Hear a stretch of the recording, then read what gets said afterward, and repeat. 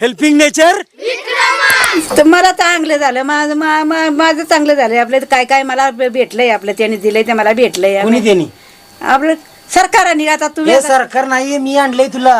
12 महिने 24 तास पाणी असलेला झरा तुम्ही दाखवलं, त्याबद्दल धन्यवाद मित्रांनो.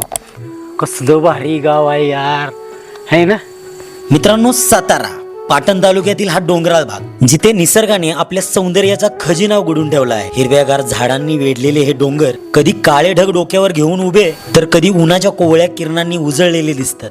या भागातील लोकांचा जीवन संघर्षही तितकाच प्रेरणादायी आहे. या गावामध्ये उंच डोंगरांच्या कुशीत वसलेली छोटी छोटी खेडी आहेत. येथे असलेली शांतता, पक्ष्यांची किलबिलाट आणि झऱ्यांचे मनमोहक आवाज कानांना शांतता देतात. पण दुसऱ्या बाजूला या निसर्गरम्य परिसरातही काही समस्या आहेत. वन्य प्राण्यांच्या हालचाली, शेतीचे नुकसान आणि दूरवरून आणावे लागणारे पाणी यासारख्या अडचणी लोक झेलत आहेत. निनाई देवीची वाडी